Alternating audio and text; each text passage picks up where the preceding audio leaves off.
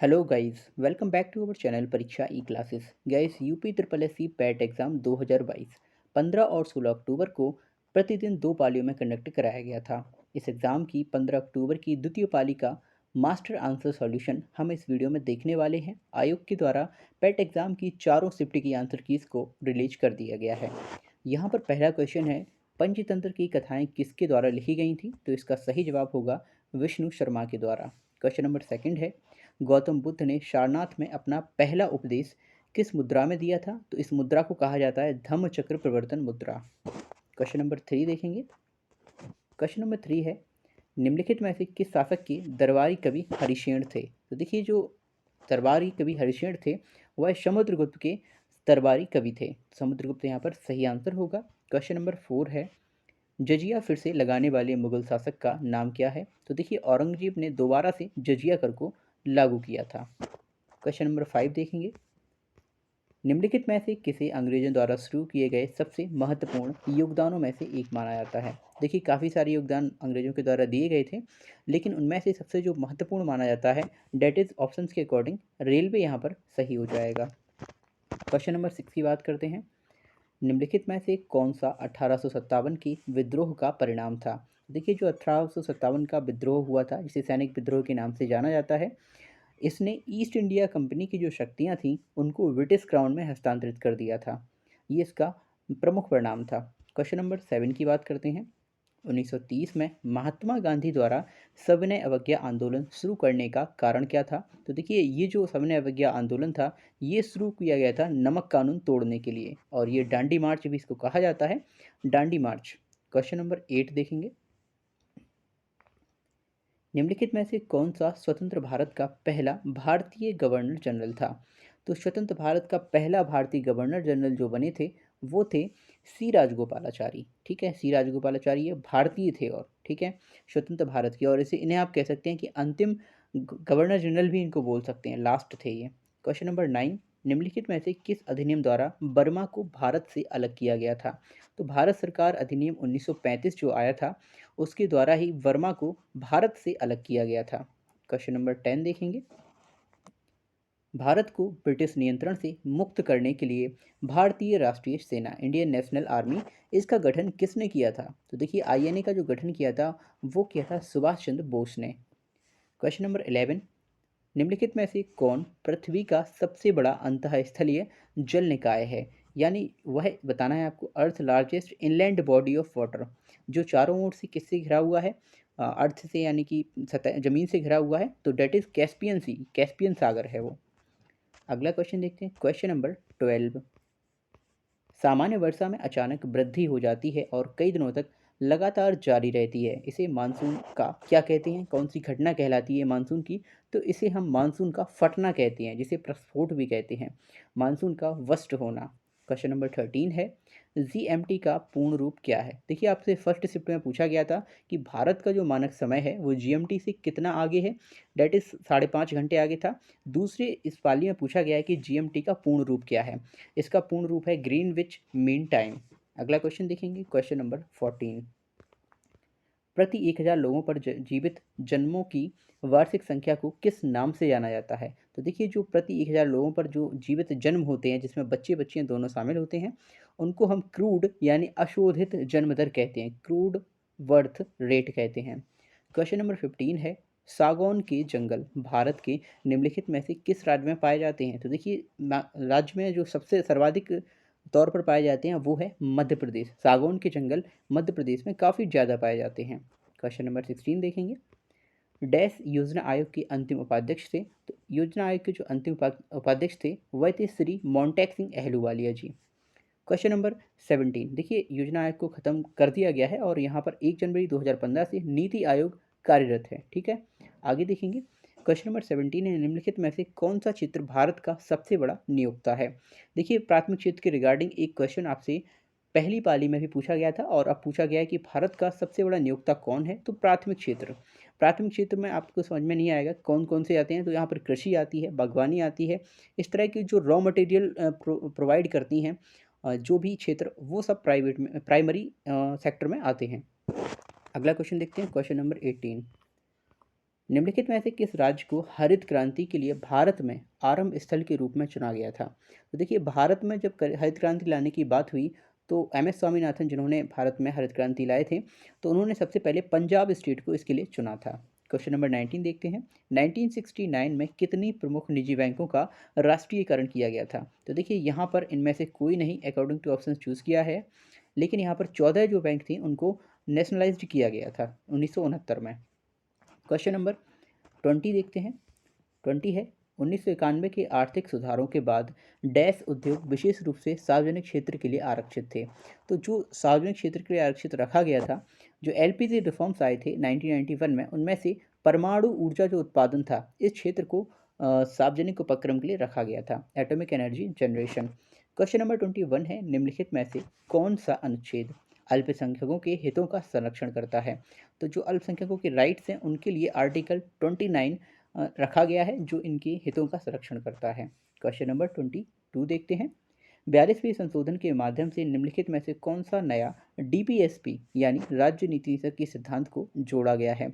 जब 42nd constitutional amendment हुआ था 1976 में, तो उस दौरान यहाँ पर समान न्याय और निःशुल्क विधिक सहायता, इसको डीपीएसपीज में जोड़ा गया था। क्वेश्चन नंबर 23 है, निम्नलिखित में से कौन से मौलिक कर्तव्य हैं? तो यहाँ पर जो ऑप्शंस आपके दिए थे उसमें सारे ही ऑल ऑफ दीज हमारे मौलिक कर्तव्य हैं। अगला क्वेश्चन है क्वेश्चन नंबर 24। यहाँ पर हम देख लेते हैं मौलिक कर्तव्य लिए कहाँ से गए हैं। तो जो मौलिक कर्तव्य हमारे वो लिए गए हैं रशिया से। इसी के अलावा जो मौलिक अधिकार हैं उनको लिया गया है अमेरिका से। चलिए आगे देखते हैं क्वेश्चन नंबर 24। अनुच्छेद 245 के अनुसार संसद का क्या कार्य होता है? तो आर्टिकल 245 के अकॉर्डिंग जो कार्य है संसद का, वह है कानून बनाना यानी लॉ मेकिंग। क्वेश्चन नंबर 25 देखते हैं। सरकारीय आयोग निम्नलिखित में से किससे संबंधित है? तो देखिए, जो सरकारीय आयोग है इसका गठन किया गया था केंद्र और राज्य सरकार के मध्य जो संबंध है उन पर स्टडी करने के लिए। 25 का केंद्र और राज्य संबंध सही होगा। क्वेश्चन नंबर 26 देखते हैं। प्रकाश वर्ष डैश दूरी का एक माप है। तो प्रकाश वर्ष किस दूरी का माप है? तो ये जो प्रकाश वर्ष होता है, लाइट ईयर, ये तारकीय दूरी, स्टेलर डिस्टेंस का एक माप होता है। अगला क्वेश्चन 27 देखते हैं। सभी अम्लों में समान तत्व है। तो सभी अम्लों में समान तत्व कौन सा होता है? हाइड्रोजन आपको सभी प्रकार के अम्लों में मेन रूप से मिलेगा, क्योंकि एक ये मेजर कंपोनेंट होता है। हाइड्रोजन कॉमन कंपोनेंट होता है, चाहे आप HCl ले लीजिए, चाहे आप H2SO4 ले लीजिए, NH4, कुछ भी आप कोई सा भी अम्ल लेंगे तो वहाँ पर आपको हाइड्रोजन जरूर मिलेगा। क्वेश्चन नंबर 28 देखते हैं। नॉन स्टिक खाना पकाने के बर्तन डैश से लेपित होते हैं। तो जो नॉन स्टिक बर्तन होते हैं वो किससे लेपित होते हैं? उनका जो तली होती है वो हमेशा और हमेशा टेफ्लॉन से कोटेड होती है, टेफ्लॉन कोटेड होती है।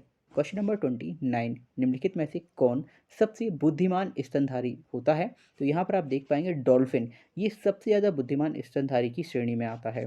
क्वेश्चन नंबर 30 देखेंगे। पौधों का विकास किससे प्रभावित होता है? तो देखिए, पौधों का जो विकास है वो प्रकाश की गुणवत्ता, मात्रा और अवधि, इन तीनों से ही प्रभावित होता है। क्वेश्चन नंबर 31 आपसे मैथ का प्रश्न पूछा गया है। दिए गए भिन्नों 4/9, 5/7, 11/13 और 13/17 में सबसे बड़ा कौन सा है? तो यहाँ पर आप दो तरीके से इसको कर सकते थे। पहला, आप इसको डायरेक्टली डिवाइड करके पॉइंट में वैल्यूज़ फाइंड कर लीजिए और जो बड़ी है वही आंसर हो जाएगा। दूसरा, आप इसका एलसीएम ले लीजिए हर का सभी का, और फिर जो बड़ा निकल कर आए वो इसका आंसर हो जाएगा। इसके अकॉर्डिंग आंसर यहाँ पर 11/13 सही जा रहा है। अगला क्वेश्चन देखते हैं, क्वेश्चन नंबर 32।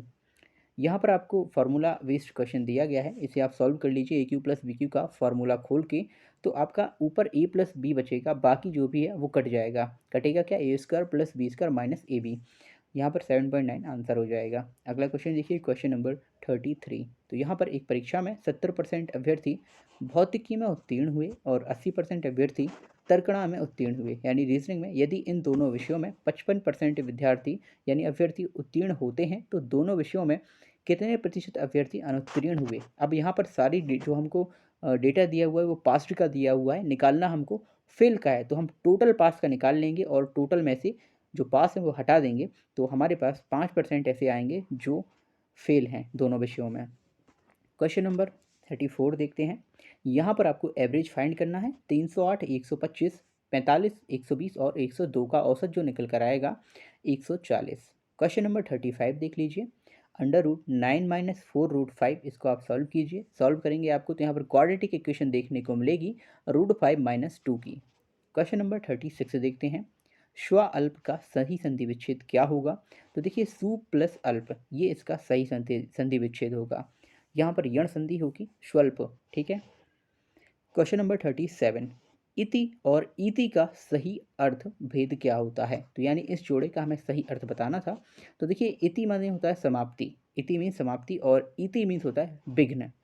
37 का ये करेक्ट हो जाएगा। क्वेश्चन नंबर 38 की ओर बढ़ते हैं। क्वेश्चन नंबर 38 है ईश्वर में विश्वास रखने वाला इस शब्द समूह के लिए एक शब्द बताइए। तो जो भी ईश्वर में विश्वास रखता है उसको हम आस्तिक कहते हैं और जो ईश्वर में विश्वास नहीं रखता है उसे नास्तिक कहते हैं। क्वेश्चन नंबर 39 है स्थावर का विलोम शब्द क्या होता है? तो देखिए स्थावर का जो विलोम शब्द होता है वह होता है जंगम। क्वेश्चन नंबर 40 का देखते हैं। बिल्ली को पहले ही मारना चाहिए, पहले ही दिन मारना चाहिए, इसका अर्थ क्या है?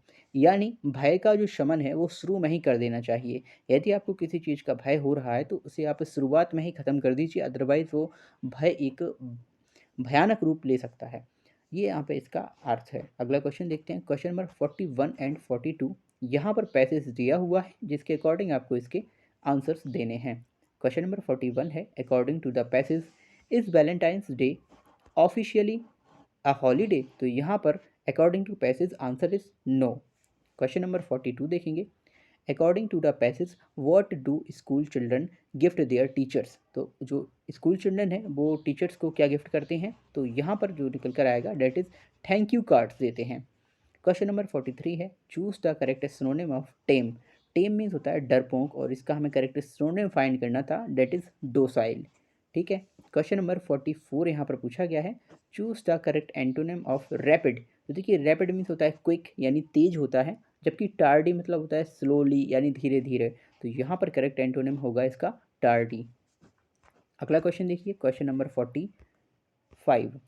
Give one word substitute for the following and the line is one who is indifferent to pleasure और पेन। यानी जो प्लेजर और पेन दोनों में ही एक समान रहता है, किसी तरह का कोई इसके भावों में परिवर्तन नहीं होता है, तो उसको हम कहते हैं स्टॉइक, मतलब एक समान रहने वाला, अपरिवर्तनशील।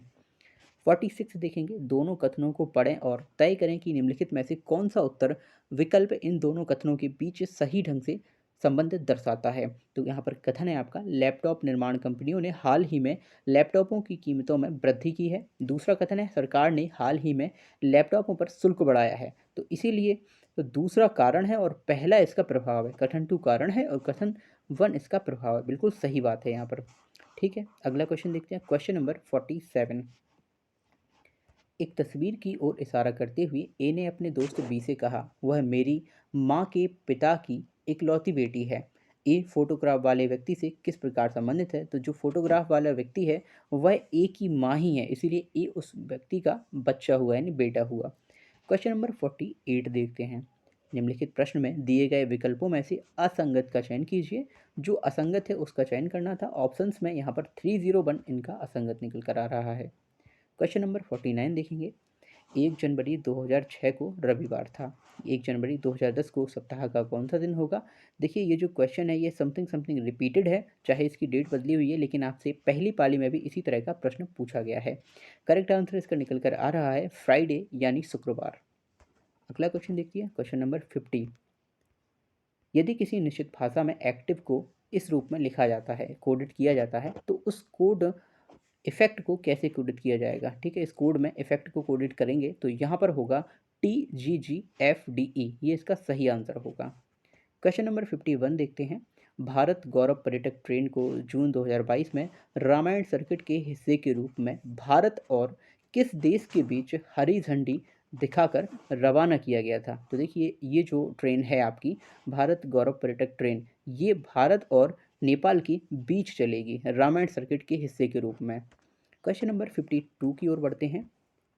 डेट इज भारत ने दोनों देशों के बीच मजबूत और दीर्घकालिक साझेदारी के निर्माण के लिए चल रहे प्रयासों के तहत निम्नलिखित में से किस देश को 75 एम्बुलेंस और 17 स्कूल बसें उपहार में दी? तो देखिए भारत ने भारत और नेपाल के बीच मजबूत और दीर्घकालिक साझेदारी के निर्माण के लिए 75 एम्बुलेंस और 17 स्कूल बसें उपहार में नेपाल को दी हुई हैं।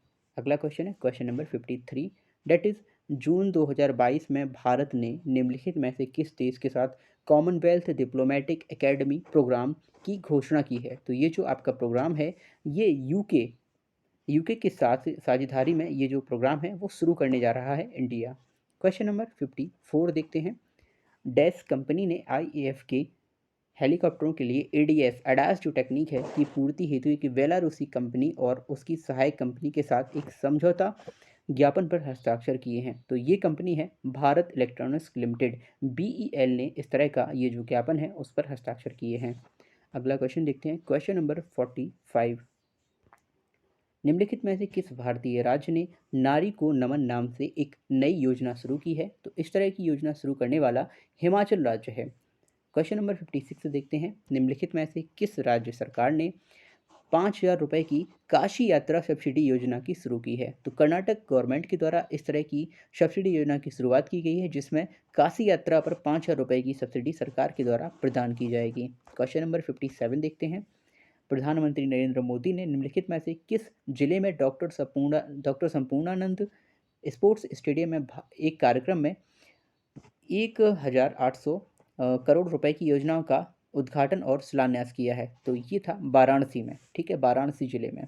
क्वेश्चन नंबर 58 है कि संस्थान ने India's booming gig and platform economy शीर्षक नाम से एक रिपोर्ट जारी की है। तो ये जो रिपोर्ट है ये जारी करने वाला है नीति आयोग, जिसका फुल फॉर्म आप सभी जानते हैं, national institute for transforming India, जिसका गठन है योजना आयोग के स्थान पर किया गया था 1 जनवरी 2015 से। ये हमारे भारत में कार्यरत है। क्वेश्चन नंबर 59 देखते हैं, निम्नलिखित में से कौन सी राज्य सरकार सिंगल एंट्री मल्टीपल एग्जिट के विचार पर एक एजुकेशन टाउनशिप बनाने की योजना बना रहा है। तो ये है Uttar Pradesh government, UP government. अगला क्वेश्चन है क्वेश्चन नंबर 60, डेट इज छात्र पारिस्थितिकी के लिए एक नया डिजिटल प्लेटफॉर्म जिसे कैंपस पावर नाम से किस बैंक के द्वारा इसे लॉन्च किया गया है। तो ये जो प्लेटफॉर्म है ये लॉन्च किया गया है आईसीआईसीआई बैंक के द्वारा। क्वेश्चन नंबर हम 61 की ओर चलते हैं। क्वेश्चन नंबर 61 आपसे पूछा गया है, भारत के कितने राज्य बांग्लादेश के साथ सीमा साझा करते हैं। तो देखिए भारत के 5 राज्य हैं जो कि बांग्लादेश के साथ अपने बॉर्डर को शेयर करते हैं। क्वेश्चन नंबर 62 की ओर बढ़ते हैं, निम्नलिखित में से पोलैंड की राष्ट्रीय मुद्रा क्या है। तो देखिए पोलैंड की जो राष्ट्रीय मुद्रा है डेट इज ज़लोटी। और आपसे पहली पाली की क्वेश्चन पेपर में भी किसी एक कंट्री की जो मुद्रा है वो पूछी गई थी, I think that was Hungary, Hungary की मुद्रा आपसे पूछी गई थी। आप चलते हैं क्वेश्चन नंबर 63 की ओर, निम्नलिखित में से कौन सा भारत का सबसे छोटा केंद्र शासित प्रदेश है। तो भारत का सबसे छोटा केंद्र शासित प्रदेश एरिया वाइज देखा जाए तो वह है लक्षद्वीप। लक्षद्वीप ये सही आंसर होगा। क्वेश्चन नंबर 64 है, निम्नलिखित में से किसके पास लोकसभा सत्र को स्थगित करने की शक्ति होती है। तो देखिए जो लोकसभा सत्र होता है उसको स्थगित करने की, ठीक है, सत्रावसान करने की जो शक्ति है वो भारत के राष्ट्रपति के पास होती है, प्रेसिडेंट ऑफ इंडिया के पास। क्वेश्चन नंबर 65 देखते हैं, अंतर्राष्ट्रीय अहिंसा दिवस निम्नलिखित में से किस दिन मनाया जाता है। तो international day of non violence ये 2 अक्टूबर को मनाया जाता है। क्वेश्चन नंबर 66 देखते हैं, वास्को डिगामा का मकबरा यानी दफन स्थान भारत के निम्नलिखित में से किस स्थान पर स्थित है। तो देखिए भारत के कोच्चि में, केरल राज्य की कोच्चि में वास्को डिगामा का मकबरा स्थित है। क्वेश्चन नंबर 67 को देखते हैं, डैश उत्तर प्रदेश का एक लोकप्रिय शास्त्रीय नृत्य है। तो यहाँ पर आप देख पाएंगे शास्त्रीय नृत्य लोकप्रिय पूछा गया है तो ये है कथक। पहली शिफ्ट में भी आपसे यूपी का एक नृत्य पूछा गया था, आई थिंक डेट वॉज नौटंकी। क्वेश्चन नंबर 68 देखते हैं, थॉमस कप निम्नलिखित में से किस खेल से संबंधित है। तो देखिए जो थॉमस कप होता है ये बैडमिंटन से संबंधित है। देखिए मैं आपको यहाँ पर बता दूँ जो नौटंकी है वो भारत का जो यूपी है उसका लोक नृत्य बोल सकते हैं आप इसको, पर वह उसका शास्त्रीय नृत्य नहीं है, ठीक है। ये केवल यूपी का नौटंकी जो है ना वो एक लोक नृत्य है, ठीक। अगला क्वेश्चन देखते हैं, क्वेश्चन नंबर 69, प्रसिद्ध पुस्तक विंग्स ऑफ फायर ये किसकी आत्मकथा है। तो हमारे जो मिसाइल मैन हैं इंडिया के डॉक्टर एपीजे अब्दुल कलाम, इन्होंने ही विंग्स ऑफ फायर ये जो पुस्तक है ये लिखी हुई है। क्वेश्चन नंबर 70 देखते हैं, ग्लोबल वार्मिंग किसका अपेक्षित परिणाम है। तो जितने भी आपको ऑप्शन दिख रहे हैं यहाँ पर नहीं, क्वेश्चन पेपर में वो सारे सही हैं, ये इसका परिणाम होता है ग्लोबल वार्मिंग का। क्वेश्चन नंबर 71 देखते हैं, 71 से लेकर 75 तक आपको इस अनुच्छेद को पढ़कर क्वेश्चंस के जवाब देने हैं। हम सीधे क्वेश्चन की ओर बढ़ते हैं। 71 है, आजकल पढ़े लिखे नवयुवक विदेश क्यों जाते हैं? सर्वाधिक सबल तर्क कौन सा लगता है? तो देखिए यहाँ पर इस पैसेज के अकॉर्डिंग माँ बाप का सपना पूरा करने, सुख चैन की ज़िंदगी बसर करने तथा समाज में प्रतिष्ठा बढ़ाने के लिए जाते हैं। इसके बाद क्वेश्चन नंबर 72 है, विदेश में जा बसे बच्चों के व्यवहार परिवर्तन के लिए दोषी कौन है? अनुच्छेद को ध्यान में रखकर आपको प्रबल तर्क यहाँ पर चुनना है। तो ये जो संस्कार अधूरे होते हैं, वही इस चीज़ की प्रबल तर्क है कि जो बच्चे हैं वो उनके व्यवहार में कमी होती है थोड़ा-सा। अब 73, विदेश में जा बसे बच्चों के माँ-बाप अपने द्वारा भोगे जाने वाले कष्टों और दुश्चिंताओं की चर्चा किसी से क्यों नहीं कर पाते? तो भाई क्यों नहीं कर पाएँगे? ऑब्वियसली अगर वो करेंगे तो उनकी जगहंसाई होगी, इसीलिए पैसेज के अकॉर्डिंग जगहंसाई से बचने के लिए। क्वेश्चन नंबर 74 है, बच्चों की शिकायत है कि माँ बाप पत्नी और बच्चों के साथ एडजस्ट नहीं करते, वाह, और अपने पुराने ज़माने की चीज़ों को यहाँ थोपना चाहते हैं। इसके लिए सही में दोषी कौन होता है? तो देखिए दो पीढ़ियों के बीच में जो अंतराल होता है, यही इस चीज़ का सबसे बड़ा दोष होता है। क्वेश्चन नंबर 75 देखते हैं, इस प्रकार के व्यवहार से वे हमारे साथ कैसे रह पाएंगे? यहाँ ऐसे कौन से व्यवहार की ओर संकेत है जिससे उनकी संतान उन्हें अपने साथ नहीं रख पाती है? तो अकॉर्डिंग टू पैसेज, बच्चों के परिवार के सदस्यों, पत्नी और उनके बच्चों के रहन-सहन, खान-पान, पहनावे और चाल-चलन पर ऐतराज़ और कटाक्ष करते होंगे, इसी वजह से इस आंसर का ये सही माना जाएगा, क्वेश्चन का ये आंसर। अब इस अनुच्छेद को पढ़कर क्वेश्चन नंबर 76 से लेकर 80 तक के प्रश्नों का जवाब देना है।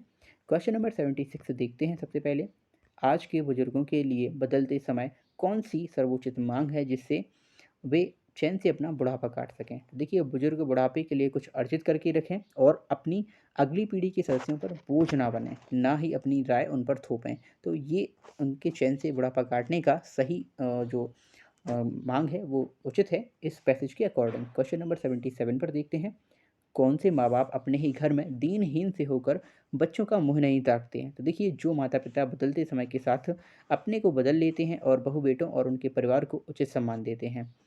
अगला क्वेश्चन देखिए, क्वेश्चन नंबर 78, माता पिता द्वारा प्यार दुलार एवं समस्त संसाधनों के दिए जाने के बावजूद आज की युवा पीढ़ी से वह आत्मीयता गायब है जो पुरानी पीढ़ी तक विद्यमान थी।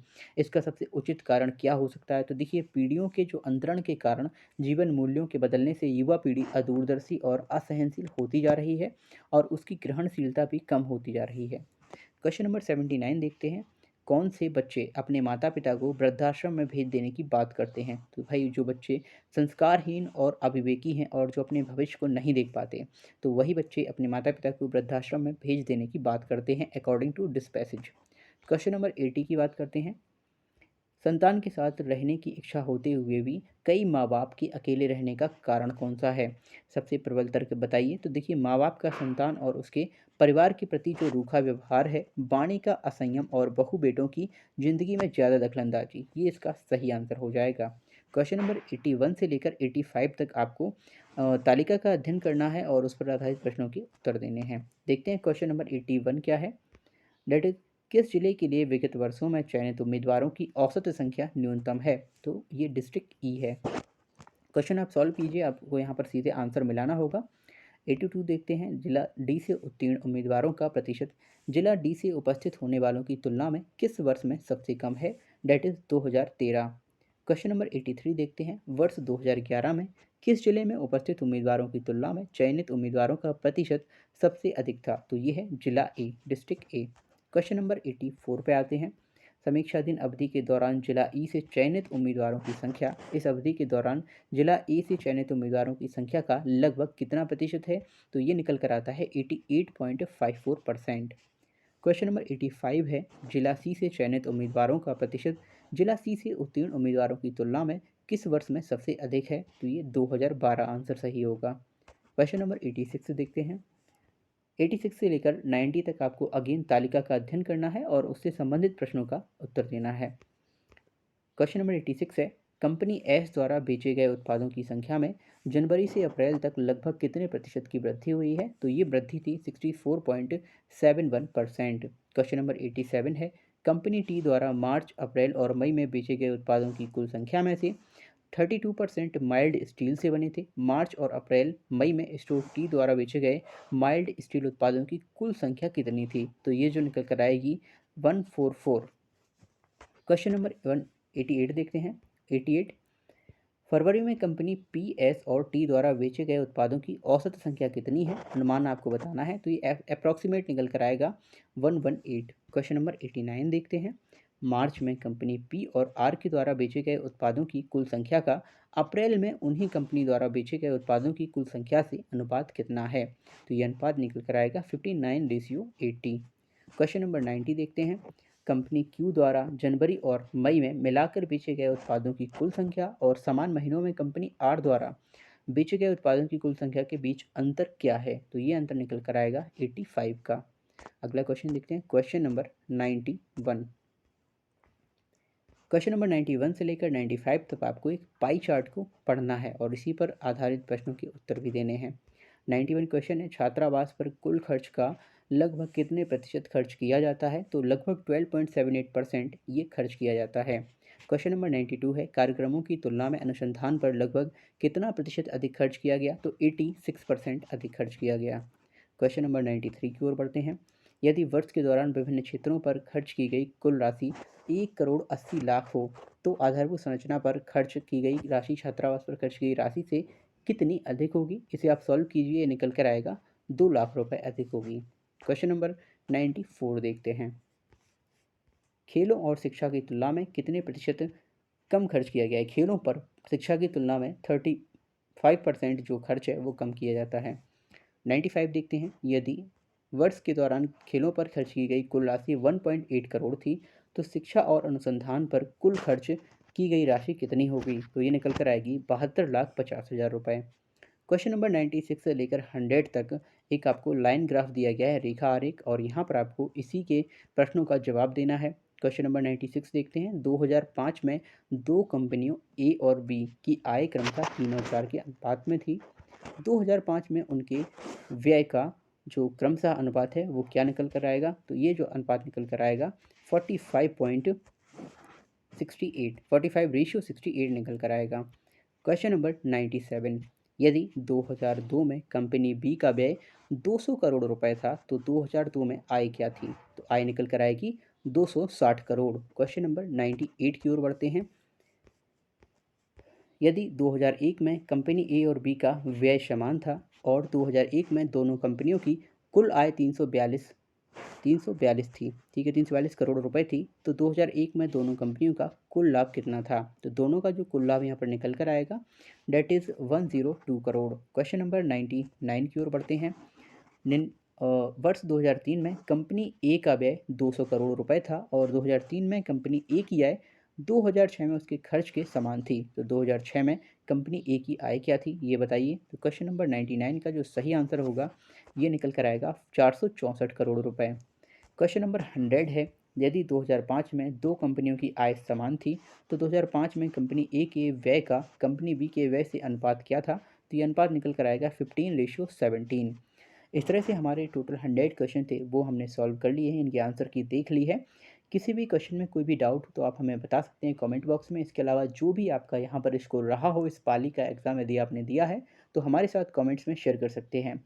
वीडियोज़ को लाइक, शेयर और चैनल को सब्सक्राइब जरूर कीजिए। मिलते हैं हम अगली वीडियो में।